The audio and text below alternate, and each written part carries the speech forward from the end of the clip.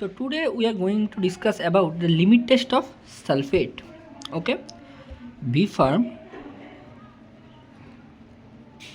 same one, inorganic chemistry. I see, inorganic chemistry. Okay, तो sulphate का limit test याद रखने के लिए मैंने पहले तुमको लोगों को कोई लिमिट टेस्ट याद रखने के लिए पहले तुम लोगों को रिएक्शन याद रखना पड़ेगा. It's easy. अगर रिएक्शन तुम याद रखोगे तो तुम बाकी पूरा प्रोसेस याद रख सकते हो. तो पहले हम लोग रिएक्शन लिख लेते हैं. वो है SO4 minus plus BaCl2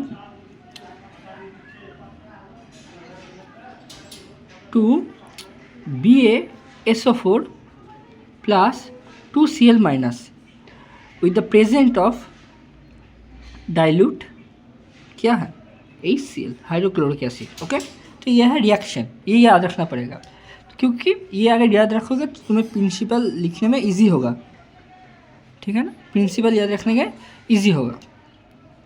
and तो जो जिन लोगों को लिमिट टेस्ट पता नहीं है उन लोगों को एक बार मैं बोल देता हूँ. लिमिट टेस्ट मतलब दो ऐसे नेस्ला सिलेंडर लिया जाता है. मैं इधर टेस्ट ट्यूब से ही दिखा रहा हूँ. ऐसे लाइक लिया जाता है जिधर एक है टेस्ट सॉल्यूशन. टेस्ट सॉल्यूशन मतलब जिसका इम्प्योरिटीज़ हमें पता नहीं है, जिसका हमें फाइंड आउट करना है. और एक लेते हैं स्टैंडर्ड सॉल्यूशन. ठीक है ना. एंड ये स्टैंडर्ड सॉल्यूशन किसके हिसाब से है? तुम्हारे हमारे हिसाब से नहीं, इंडियन फार्माकोपिया के हिसाब से लेते हैं. ठीक है. एंड टेस्ट सॉल्यूशन हमारे जो सॉल्यूशन है उसको लेते हैं एंड फाइंड आउट करते हैं इसका जो इम्प्योरिटीज़ है सल्फेट का. इधर जो तो सल्फेट का लिमिट टेस्ट कर रहे हैं तो सल्फेट का ही बात करेंगे. सल्फेट का जो इम्प्योरिटीज़ है वो कितना है. अगर स्टैंडर्ड सॉल्यूशन से ज़्यादा है तो लिमिट टेस्ट फेल, अगर स्टैंडर्ड सॉल्यूशन से कम है तो लिमिट टेस्ट पास. एंड ये हम लोग फाइंड आउट कैसे करते हैं, इसका जो टर्बिडिटी होता है, अगर इससे टेस्ट सॉल्यूशन का जो टर्बिडिटी होता है वो स्टैंडर्ड से अगर कम हो तो लिमिट टेस्ट पास. अगर जो turbidity of test solution is more than turbidity of standard solution then limit test is fail.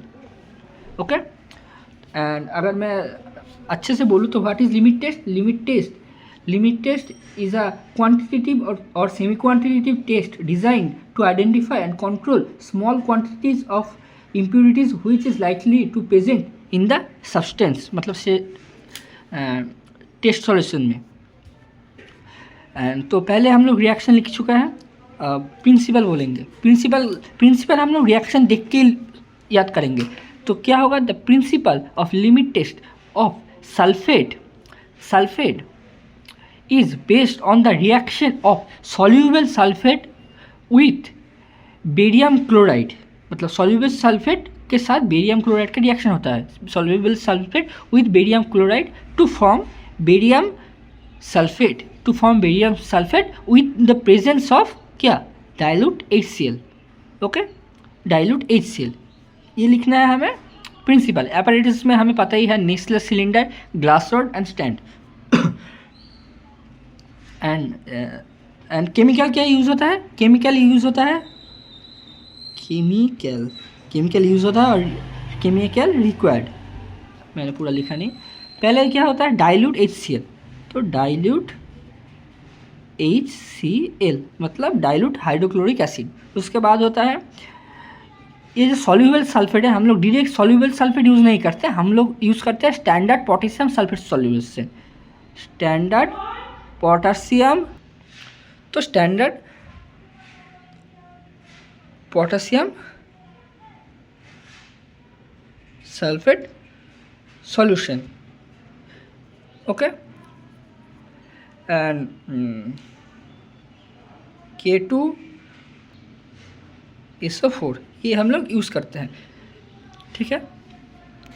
And इसके बाद जो केमिकल यूज़ होगा वो क्या होगा, ऑब्वियसली बेरियम क्लोराइड यूज़ होगा. बट हम लोग इधर बेरियम क्लोराइड डायरेक्ट यूज़ नहीं करते, हम लोग इधर भी यूज़ करते हैं बेरियम सल्फेट रिएजेंट. इसके अंदर होता है barium chloride and ethanol and K2SO4 यही यूज़ होता है. ओके, तो ये सब हम लोग केमिकल यूज़ करते हैं.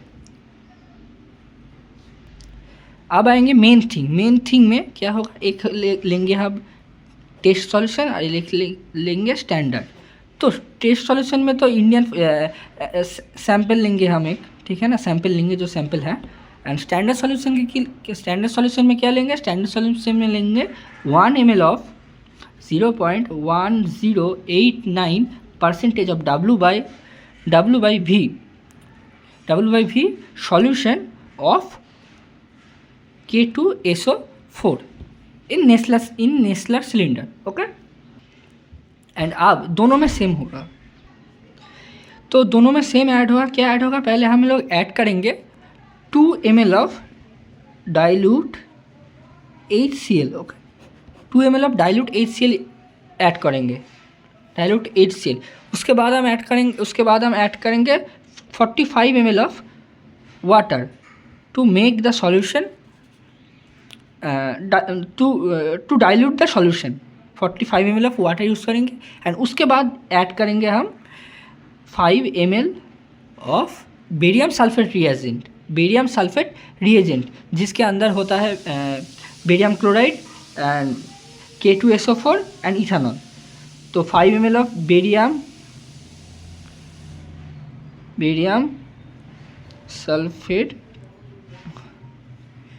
Sulphate reagent. एंड इसके बाद हम लोग क्या करेंगे, ऑब्जर्व। हो गया हमारा प्रोसेस, ऑब्जर्व करेंगे। एंड ऑब्जर्व करने के बाद क्या होगा, ऑब्जर्व करने के बाद ये टेस्ट होगा, ये स्टैंडर्ड। दोनों में जो सॉल्यूशन होगा वो हम ऑब्जर्व करेंगे किसका टर्बिडिटी ज़्यादा है। अगर टेस्ट का टर्बिडिटी TT लिख रहा हूँ, टर्बिडिटी ऑफ टेस्ट सॉल्यूशन अगर more than turbidity of standard solution हुआ तो limit test fail. And the turbidity of test solution अगर less than the turbidity of standard solution हुआ तो limit test pass.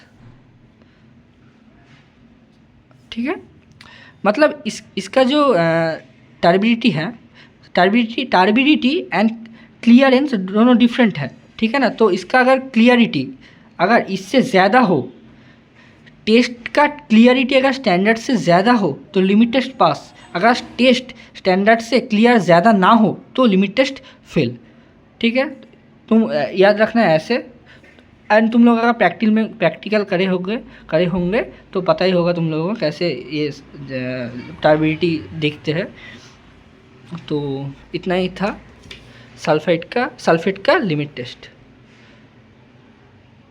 Thank you very much.